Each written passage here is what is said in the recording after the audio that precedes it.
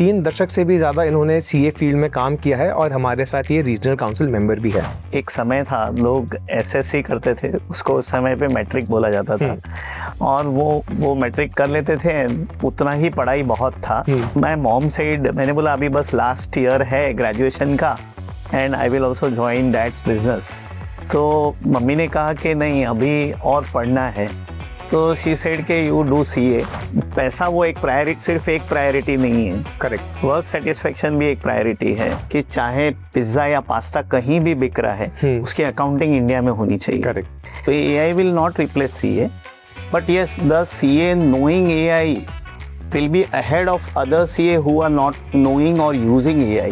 दिवाली में काम करना डेडलाइन हिट करने के लिए, डेबिट या क्रेडिट? Credit naturally. तो दिवाली से बड़ा कुछ ही नहीं। नहीं रिटायर करना चाहिए, आखिरी सांस तक काम करना चाहिए। अगर एक एक्सपीरियंस सीए एक यंग सीए के साथ जुड़ के कुछ काम करते हैं तो that will be the best work.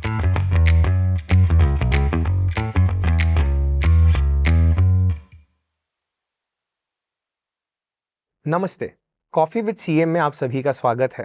और आज हमसे जुड़ रहे हैं सीए केतन सर, जो बहुत ही एक्सपीरियंस्ड है।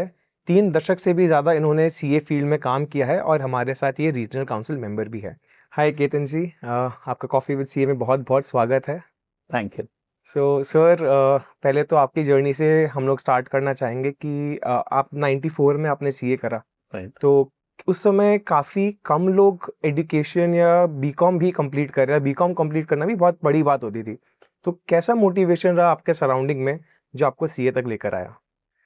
आई think if I go back to my memories, तो मुझे जितना याद है कि एक समय था लोग एसएससी करते थे, उसको उस समय पे मैट्रिक बोला जाता था और वो मैट्रिक कर लेते थे, उतना ही पढ़ाई बहुत था और वो अपना बिजनेस करते थे या जॉब में जाते थे। फिर एक दौर आया जब हम पढ़ रहे थे कि ग्रेजुएशन इनफ था, तो मेरे भी फैमिली में सब लोग ग्रेजुएशन कर रहे थे और ग्रेजुएशन करके बिजनेस में जाते थे या जॉब में जाते थे। एंड एक दिन मैं मॉम साइड मैंने बोला अभी बस लास्ट ईयर है ग्रेजुएशन का and I will also join dad's business. तो मम्मी ने कहा कि नहीं अभी और पढ़ना है। एंड हमारे जो उस समय जो हमारे टैक्स रिटर्न्स भरते थे चार्टर्ड अकाउंटेंट, तो मॉम कभी कभी उनके ऑफिस पे जाती थी, तो शी सेड के you do CA and that's the course for commerce line and I have seen how our CA is working and you should join CA and do CA. Till that time I was not even aware of what is CA course. अच्छा, तो sir उस समय तो ऐसे Google भी इतना active नहीं था कि आपने गूगल कर लिया, आपको मालूम चल गया कि ये पढ़ाई करनी है। तो सर एज अ स्टूडेंट, एक उस समय का स्टूडेंट कैसे रिसर्च करता है और आज का जो स्टूडेंट है उसको उसके सामने रिसर्च खुद चल के आ जाता है? ट्रू। तो क्या ऐसा आपको कुछ लगता है कि हमारे मेहनत में कुछ कमी हो रही है या आप लोग थोड़ा ज़्यादा मेहनत कर पा रहे थे? तो उसके बारे में थोड़ा बैकग्राउंड जानना चाहूँगा। नहीं, सो ये एक हार्ड वर्क और स्मार्ट वर्क का कॉन्सेप्ट है। हम लोगों का हार्ड वर्क थोड़ा ज़्यादा करना पड़ता था क्योंकि as you rightly said Google जैसा कुछ होता नहीं था। और मुझे याद है उन दिनों तो मुझे जैसे सीए की कोई जानकारी चाहिए थी तो मैंने चेक किया कि जान पहचान में कौन लोग हैं जो सीए कर रहे हैं। तो मुझे ऐसे 2 पर्सन मिले, तो मैं तुरंत उनके घर पे गया, जाके उनसे पूरा अंडरस्टैंडिंग लिया कि आप सीए कर रहे हो, कोर्स क्या है, कैसे है। जैसे आपने राइटली बताया, आज कहीं जाने का ज़रूरत नहीं पड़ रहा है, आज आपका वो आने जाने का समय बच गया और आप शायद गूगल पे सारा इन्फॉर्मेशन लेते हो। लेकिन मुझे ऐसा लगता है कि उसमें एक पर्सनल टच था। तो उन 2 जिनको मैं मिला था, जिन्होंने मुझे गाइडेंस दिया, वो लर्निंग पे से मैंने कई लोगों को गाइडेंस दिया उसके बाद। तो एक पर्सनल टच बना उन लोगों से जिनसे मैंने गाइडेंस लिया और जिनको मैंने गाइडेंस दिया, जो यहाँ गूगल में मिसिंग है। अच्छा, ये बात आपने सही करी सर, क्योंकि अभी हम लोग क्या है कि घर बैठी सारा चीज़ कर रहे हैं, तो बाहर निकलने का एक हैबिट चला गया। पर सर मैं आपसे और भी थोड़ा सा जानना चाहूँगा आपके बारे में कि उस समय का करिकुलम प्लस कंपटीशन वर्सेस आज का करिकुलम एंड कंपटीशन। सिंस आप एक रीजनल काउंसिल मेंबर है, आप आईसीआई जो अथॉरिटी उसके अंदर आप पूरा एक्टिवली जुड़े हुए हो, तो इन दोनों में सर क्या डिफरेंस आ रहा है? कि I think it's been 32 years एक डिस्टेंस हो गया, तो सर आपका क्या राय है उसमें? सो देखिए, तभी सीए तभी भी कठिन था, आज भी कठिन है। ऑफ कोर्स रिजल्ट परसेंटेज शायद चेंज हुए हैं। उस समय पे 2-5% लोग शायद पास होते थे, लेस देन 10% लोग पास होते थे। आज शायद 20 तक पहुंचा है if you see the percentage. बच्चे सीए करने वाले बच्चे उन दिनों से ज़्यादा बड़े हैं। Today ICAI is the world across largest body if you see number of student, number of members and on various fronts. और तभी का जो समय था वो भी कॉम्पिटिटिव था, आज का भी कॉम्पिटिटिव है। तभी की स्ट्रगल अलग थी, आज की स्ट्रगल अलग है। और as a regional council member मैंने ये देखा है कि अब उस समय पे लोग ज़्यादा कंप्लायंस करते थे। तो एक चार्टर्ड अकाउंटेंट का कोर एरिया था इनकम टैक्स वर्क, उस समय जो भी इनडायरेक्ट टैक्स था जैसे वैट होगा, सेल्स टैक्स होगा और ऑडिट। आज वो सीमित नहीं है उन तीनों चीज तक, रादर कंप्लायंस एक छोटा सा कंपोनेंट हो गया है। और वर्ल्ड में कई ओपनिंग्स हो गई हैं जिस पर सीए काम कर रहे हैं, और इसीलिए जो कंपटीशन है वो हेल्दी है और जो प्रैक्टिस का गैमेट है वो बढ़ गया है। अच्छा, तो सर प्रैक्टिस की आपने ऐसे बात की तो मैं जानना चाहूँगा कि आपने अपनी पढ़ाई कंप्लीट करी, फिर आप जॉब में गए या प्रैक्टिस में गए, और जो भी आपने सिलेक्शन किया उसके पीछे क्या कारण रहा आपका? तो ये तभी भी $1 मिलियन क्वेश्चन था, आज भी $1 मिलियन क्वेश्चन है कि एक चार्टर्ड अकाउंटेंट जो बच्चा सीए हुआ है, whether he should go in job और he should go in practice. Correct.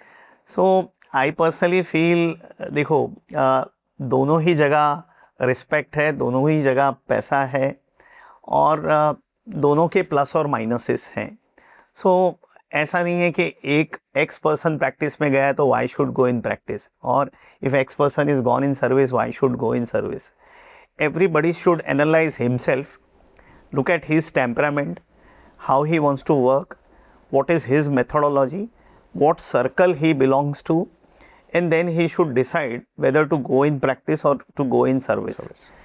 अब प्रैक्टिस में जाना है तो आपको ये बात माइंड में रखनी है कि पहले आपको 3 या 5 साल after articleship still you have to learn under one experience CA, because जो आर्टिकलशिप में सीखते हैं और पोस्ट क्वालिफिकेशन सीखते हैं उसमें काफ़ी डिफरेंस है। तो पहले आपका एक एक्यूट ट्रेनिंग होना चाहिए under some practicing CA, maybe of 2 year 3 year whatever, it depend on person to person. Then you should start practice, but you should keep in mind that gestation period would be, वो शायद 3 साल भी हो सकता है, 5 भी हो सकता है, 10 भी हो सकता है। और जो बंदा या जो पर्सन प्रैक्टिस में गया है इनिशियल ईयर शायद उसका इनकम सर्विस से कम होगा। करेक्ट। तो 10 साल के बाद सब इक्वल हो जाता है और पैसा वो एक प्रायोरिटी, सिर्फ एक प्रायोरिटी नहीं है। करेक्ट। वर्क सेटिस्फेक्शन भी एक प्रायोरिटी है। बिल्कुल सर। तो मुझे ऐसा लगता है कि 10 साल के बाद आप अगर प्रैक्टिस में हो तो आप जो करना चाहते हो वो कर सकते हो। सर्विस में वो लिमिटेशन होता है, लेकिन सर्विस के प्लस पॉइंट क्या है कि आपका टाइम टू टाइम ऑफिस है, सैटरडे संडे छुट्टी मिल रही है। शायद प्रैक्टिस में आपको सैटरडे भी काम करना पड़ेगा, संडे भी काम करना पड़ेगा। और इनिशियल ईयर में सैलरी में पैसा ज़्यादा ही होगा, सर्विस में पैसा ज़्यादा होगा बेसिकली, जो कि प्रैक्टिस में नहीं होगा। और 10 साल के बाद तो वो सिर्फ एक गोल नहीं होता है। और अगर आप सर्विस में हो, आप जो काम चाहते हो, the work which you like, जो करना आपको अच्छा लगता है, वो अगर आप सर्विस में भी कर रहे हो इंडस्ट्री में, I think you know that's the best thing. There you will have weekends to enjoy. So हर आदमी को he should do a self check. उसको खुद को, अपने आप को इवेल्युएट करना है कि वो किस चीज़ के लिए बना है। वो प्रैक्टिस के लिए बना है या he is for service.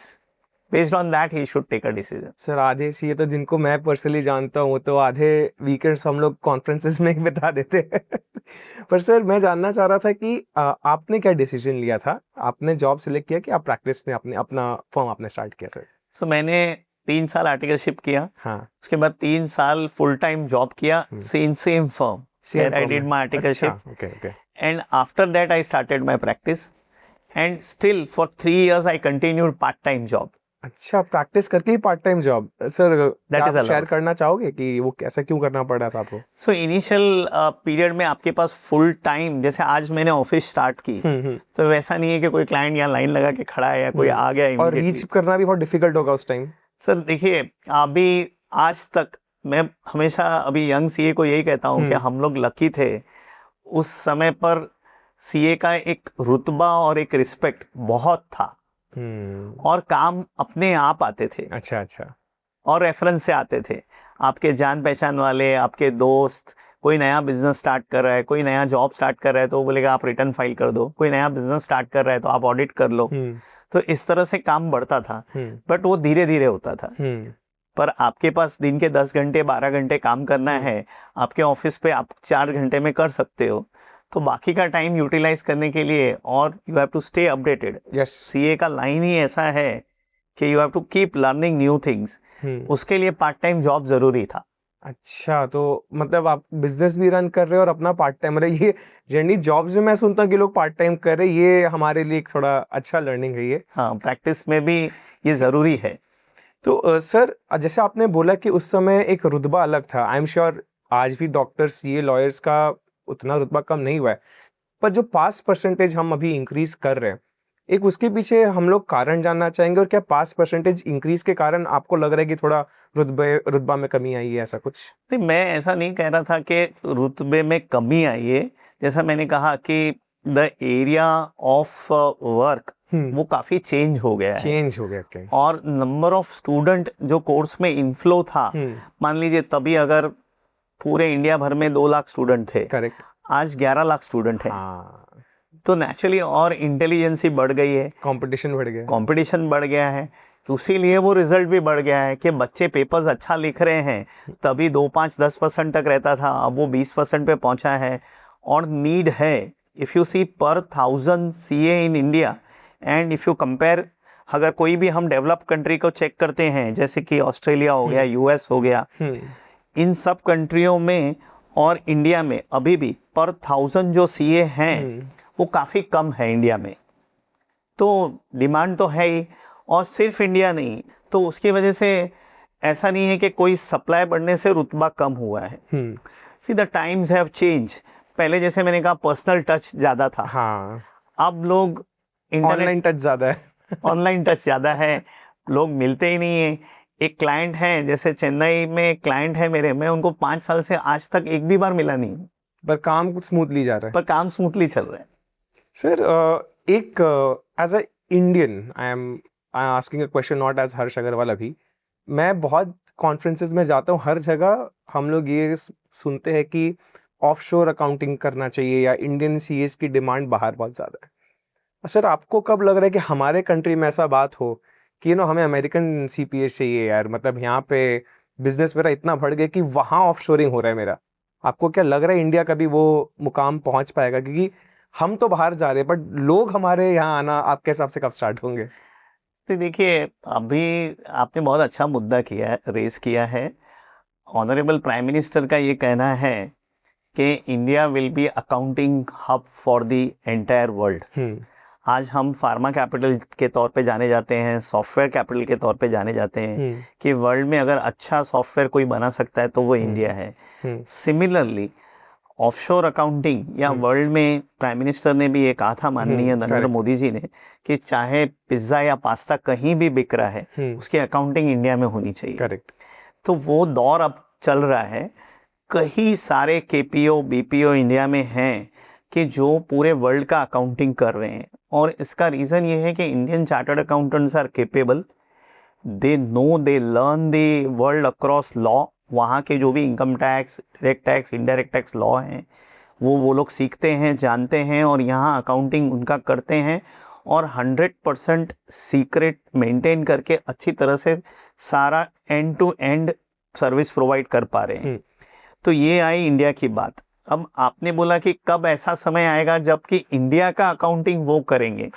मैं पर्सनली ये सोचता हूँ कि ऐसा टाइम नहीं आना चाहिए। हमारे पास इनफ चार्टर्ड अकाउंटेंट हैं और बढ़ रहे हैं, और हम ये चाहेंगे कि इंडिया ही सारे विश्व को कंट्रोल करे accounting, in terms of accounting, और हम सबके ऑडिट करें, अकाउंटिंग करें, Indian chartered accountant. That's a win win for all of us। Because ये क्वेश्चंस बहुत हमारे जनरेशन में काफी उठ रहे हैं कि यार अब बहुत हो गया है कि यार बाहर के लोगों के हिसाब से हम चेंज करें, उनको हमारे हिसाब से चेंज होना चाहिए।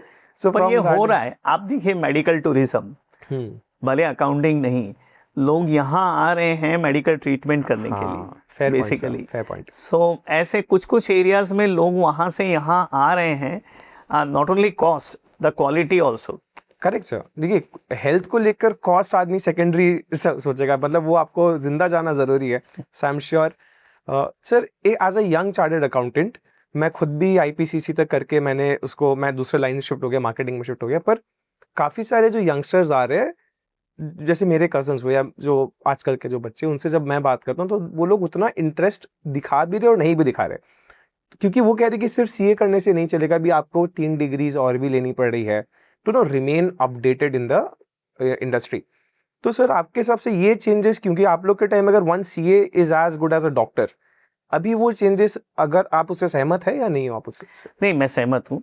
जैसे मैंने कहा कि एक दौर था तब एसएससी इनफ था, फिर ग्रेजुएशन इनफ था, फिर सीए इनफ था। आप जो मेरे सीए करने के बाद मेरे फैमिली में करीब 9 लोग मेरे क्लोज फैमिली में सीए हुए हैं। मेरा लड़का सीए, मेरी लड़की सीए है। तो अब जब मैं मेरे लड़के लड़की से बात करता हूँ तो जो आपने मुद्दा रेज किया वो ही मुद्दा आता है कि whether we should do something else. So again depending upon the area of work, the additional courses, जैसे अगर आप प्रैक्टिस में हो तो सीए इंस्टीट्यूट के ही कई कोर्सेज हैं, जैसे कि इंटरनेशनल टैक्स का डिप्लोमा है, एआई के कोर्सेज हैं, फ्रॉड डिटेक्शन के कोर्सेज हैं, एफएएफडी करके। तो ये अगर आप प्रैक्टिस में हैं तो ये सारे एड ऑन सर्टिफिकेट्स डिप्लोमा आपको करने चाहिए।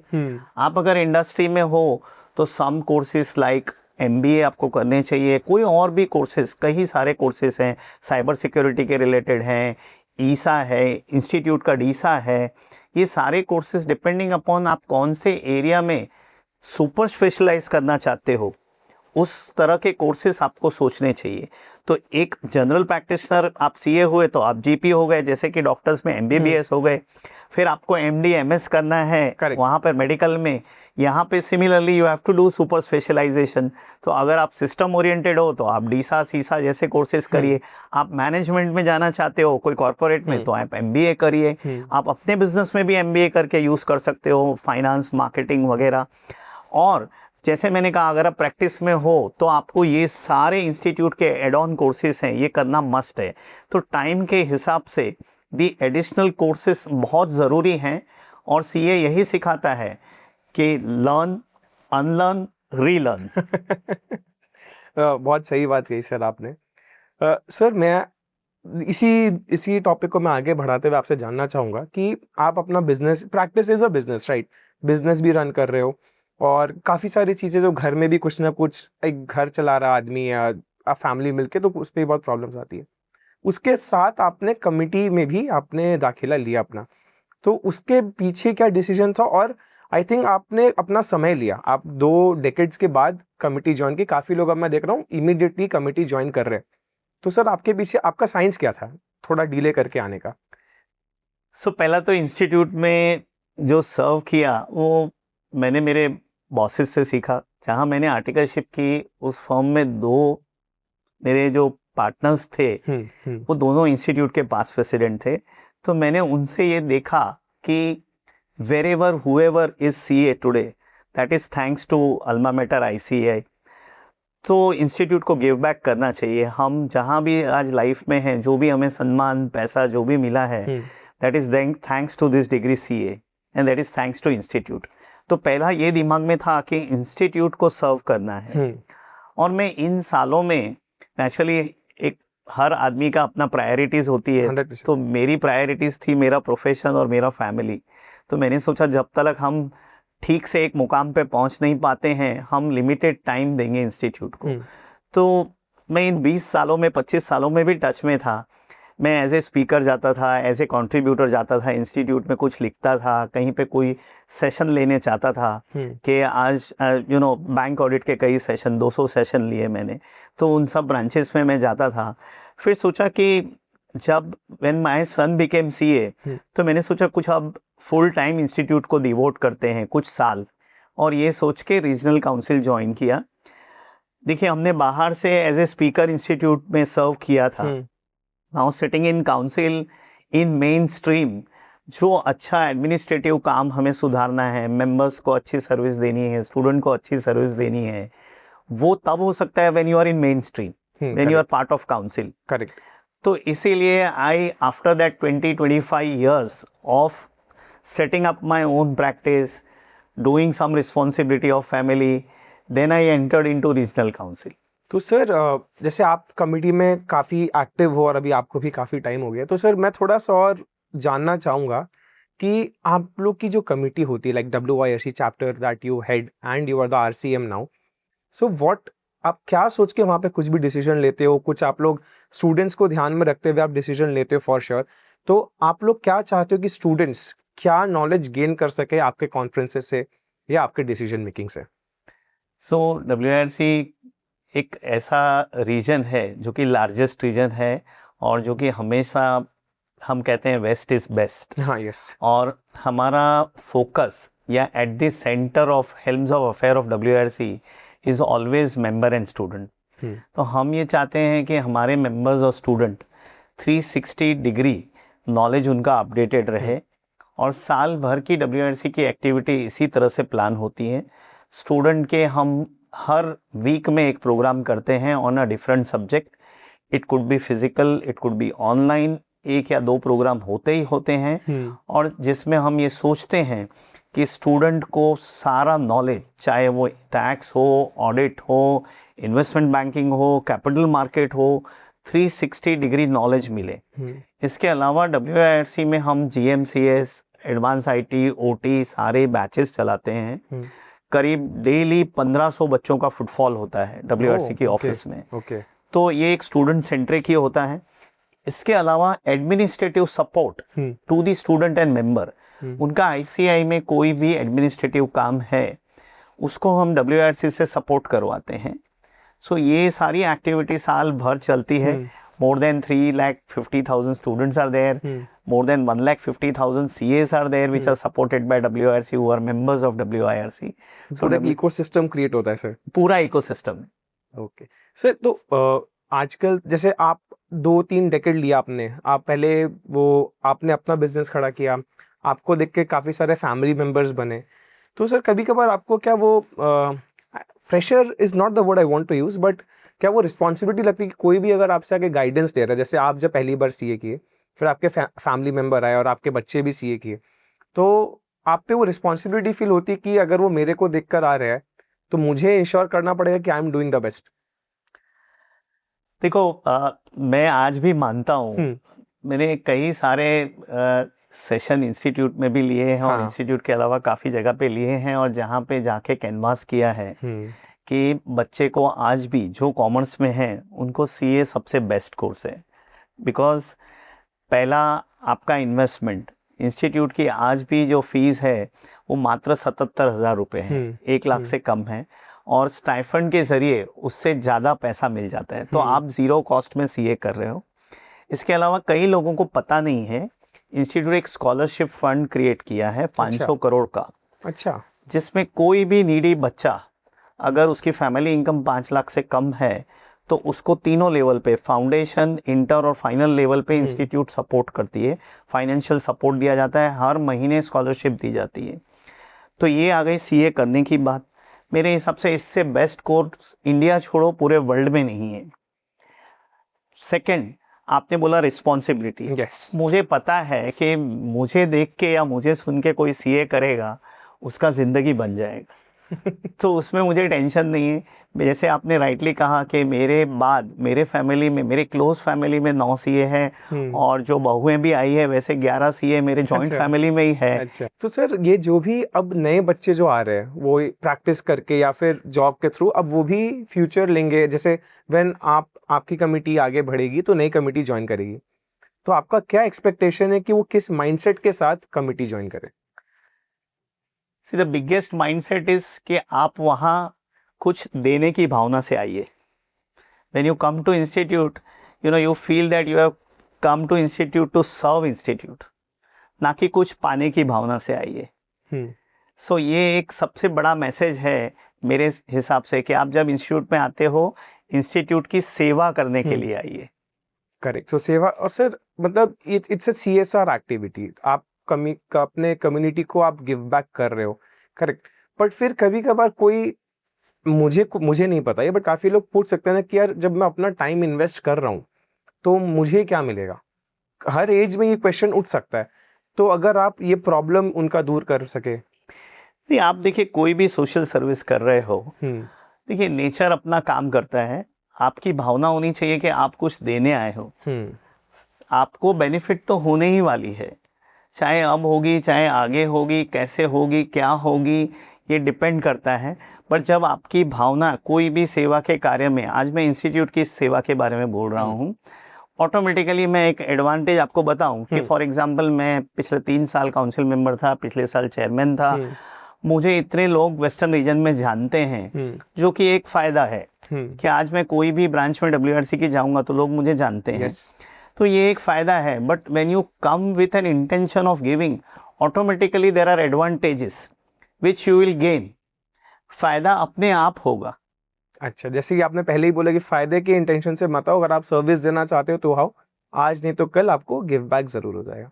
सर अगेन अभी 3-4 साल से, अब तो खैर AI टर्म भी बहुत पुराना हो गया है, पर आपको अभी भी क्या वो फील होता है कि AI के कारण फायदा ज्यादा हुआ है कि नुकसान ज्यादा हुआ है एज अ चार्टर्ड अकाउंटेंट?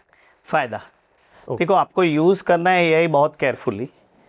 आज मैं ये नहीं बोल रहा हूँ कि AI will replace any professional, whether it is now we are talking of CA, so AI will not replace CA, but yes the CA knowing AI will be ahead of other CA who are not knowing or using AI. So हर व्यक्ति को मैं ये मानता हूँ कि कोई भी field में टेक्नोलॉजी का यूज करना चाहिए। आज वो AI है, कल कुछ और भी हो सकता है।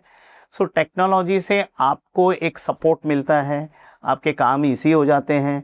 आप अगर हम AI की बात करें तो रिपीटेटिव टास्क जो है उसमें आप यूज कर सकते हो, but human intervention, human brain using वो तो मस्ट है, वो तो रहेगा ही। और क्रिटिकल एनालिसिस जो एक ह्यूमन ब्रेन कर सकता है वो AI नहीं कर सकता है। सर ये जो आपने पॉइंट बोली, मैं इस पर थोड़ा डिग डीप करूंगा। जैसे काफ़ी लोग हैं, मैं अपना भी एग्जांपल लूंगा, हम लोग सिंपल एक कोई कंटेंट डाल रहे हैं, कुछ हो रहा है, फिर हम लोग उसको एज इट इज कर दे रहे हैं। तो सर रिसर्च, AI की रिसर्च पे आपको ज़्यादा भरोसा है कि HI यानी कि ह्यूमन इंटेलिजेंस के रिसर्च पे आपको ज़्यादा भरोसा है? क्योंकि आप उस डेकेड से आ रहे हैं जहाँ पे ह्यूमन रिसर्च ही इंटेंसिव था। अब आप दोनों डिफरेंस देख रहे हो, तो इसका आंसर मैं आपसे जानना चाहूँगा। बहुत आपने इंटेलिजेंट क्वेश्चन पूछा है, बट मुझे ऐसा लगता है कि human brain using artificial brain would produce a good result.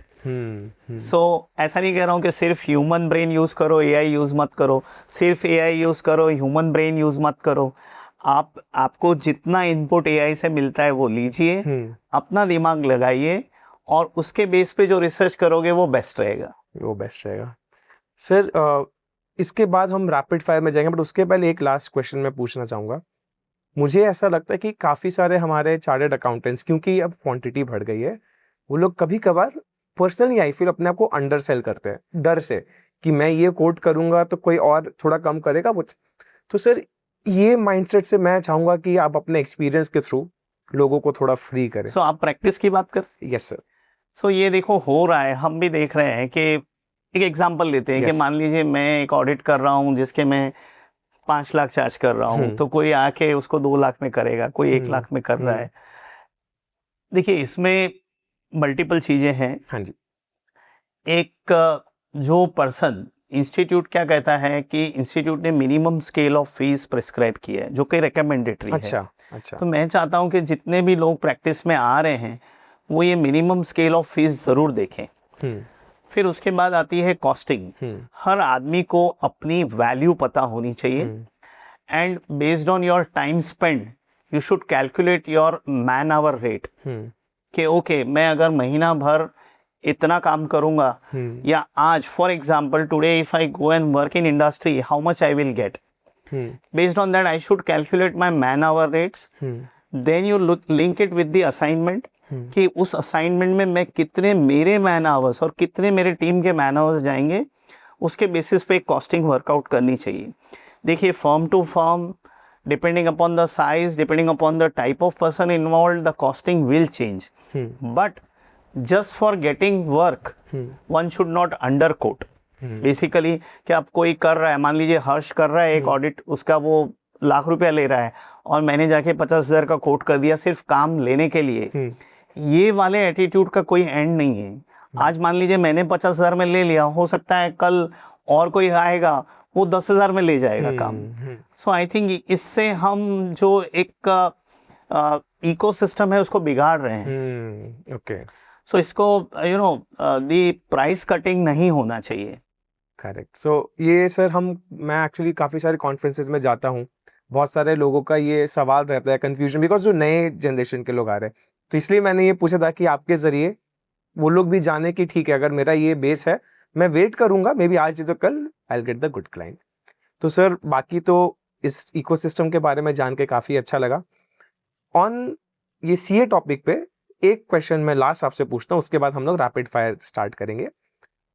90s का सीए वर्सेस 2026 का सीए, आपके हिसाब से कौन ज़्यादा इक्विप्ड है आने वाले अनसर्टेनिटी को डील करने के लिए? देखिए 2026 के सीए के पास आज कई सारे ऑप्शंस हैं और टेक्नोलॉजी का सपोर्ट है और एज उसके लिए फेवरिंग फैक्टर है। 90s के सीए के पास एक्सपीरियंस है जो कि 26 में अगर कोई सीए हुआ है तो उसके पास नहीं है। सो दोनों के प्लस माइनस हैं। मैं मानता हूं कि this is the best fusion कि अगर एक एक्सपीरियंस सीए एक यंग सीए के साथ जुड़ के कुछ काम करते हैं तो that will be the best work. कि आज मान लो कि मेरी फर्म में मैंने एक यंग सीए को पार्टनर बनाया, तो जितने भी प्रोप्राइटर हैं या यंग सीए हैं और एक्सपीरियंस सीए हैं, ये दोनों अगर जुड़ जाते हैं तो दी करंट एनर्जी जो कि एक यंग सीए के पास है और एक्सपीरियंस की जो कि एक 90 के सीए के पास है, वो बेस्ट फ्यूज़न होगा और उससे वो लोग जो सोसाइटी या बिजनेस को सर्व करेंगे वो सबसे बेस्ट होगा। Thank you so much sir, आपने ये बहुत अच्छे से आंसर किया कि फ्यूजन होना बहुत ज़रूरी है। थोड़ा सा फन एलिमेंट भी एक सीए हो चाहे किसी भी इंसान के लाइफ में होना ही चाहिए। तो इसलिए हमने एक सेगमेंट प्रिपेयर किया है जिसका नाम है डेबिट और क्रेडिट। डेबिट यानी कि फेवरेबल, क्रेडिट यानी कि नॉन फेवरेबल। तो अभी मैं आपसे 3-4 क्वेश्चंस पूछूंगा, don't mind, I will be using my phone. So ठीक है सर। तो सर पहला क्वेश्चन आपके लिए, दिवाली में काम करना डेडलाइन हिट करने के लिए, डेबिट या क्रेडिट? Credit naturally. दिवाली हम मिस कर रहे हैं और क्लाइंट दिवाली एंजॉय करता है और हम लोग मिस करते हैं, तो दिवाली से बड़ा कुछ ही नहीं। सर आर्टिकलशिप क्या आपके लाइफ का बेस्ट टाइम था, डेबिट या क्रेडिट? डेबिट।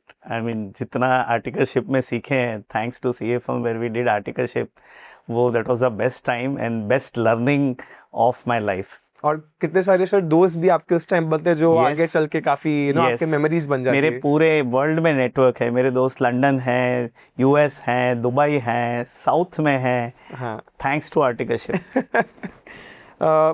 सर फिर मैं पूछना चाहूँगा कि अभी बहुत सारे सीएस फाइनेंस इन्फ्लुएंसर्स बन रहे हैं, डेबिट और क्रेडिट? डेबिट नेचुरली, उससे वो लोग पूरे दुनिया को ज्ञान दे रहे हैं फाइनेंस के बारे में, वो बहुत अच्छी बात है। सर 50 में रिटायर करना चाहिए यानी डेबिट या क्रेडिट? क्रेडिट। नहीं रिटायर करना चाहिए, आखिरी सांस तक काम करना चाहिए। आपके काम करने का तरीका आप बदल सकते हो। मान लीजिए आप अभी 12 घंटा काम करते हो तो आप 6 घंटा कर दो, 4 घंटा कर दो।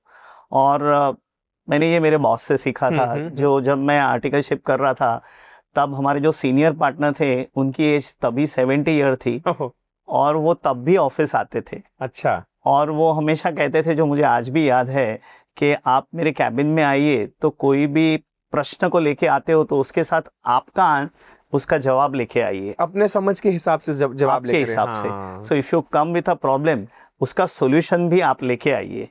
तो वो आते थे 4 घंटा, और अगर आप ऑफिस पे आते हो तो आप भले 4 घंटा आइए, 6 घंटा आइए, आप ऑफिस का काम ना करिए, कोई सोशल काम करिए, बट रिटायर मत होइए। रिटायर मत होइए। सर अपने बुक कीपिंग सॉफ्टवेयर को आउटसोर्स करना है कि नहीं, मैं डेबिट या क्रेडिट? आउटसोर्स करने का क्वेश्चन जो है, देखो इसका आंसर ऐसा है कि आपको उसके एडवांटेज देखने हैं, उसका फ़ायदा देखना है, और अगर आपको वो फ़ायदामंद है तो आप आउटसोर्स कर सकते हो। And sir last question before we are good to go. तो काफ़ी सारे दोस्त जो सीए के दोस्त बनते हैं, नेबर हो चाहे दोस्त, तो आके बोलेंगे यार फाइल कर दे, डेबिट या credit? That is both debit and credit. आपको ये देखना है कि आप राह चलते किसी को सलाह ना दें। कई लोग फोन करते हैं और आपसे ऐसे ही ऑफ तक आप सलाह ले लेते हैं। हाँ। चलते चलते रास्ते में पूछते हैं कि कैपिटल गेन आएगा क्या। हाँ। तो वैसे वाले केस में क्रेडिट है। हाँ। और वो बोलता है कि रिटर्न फाइल कर दे और फीस दे रहा है तब तो डेबिट है। नेचुरली डेबिट है, क्योंकि काम तो दोस्तों से ही आएगा। बिल्कुल बिल्कुल सर। सर काफी अच्छा लगा आपसे बात करके, और ये देख के बहुत अच्छा लगा कि एक्सपीरियंस है बट आपके अंदर वो जो चाइल्ड लाइक एंथुजियाज्म है वो आज भी जीवित है। तो आई एम श्योर आपका ये आंसर्स हमारे पॉडकास्ट के थ्रू लोगों को बहुत मोटिवेट करेगा। तो उसके लिए very much thank you again for नहीं, जॉइनिंग। आपको भी बहुत बहुत धन्यवाद हर्ष, आपने बहुत ही अच्छे क्वेश्चन पूछे, मैंने you, रियली sir. एंजॉय किए questions. Thank you so much. Thank you sir.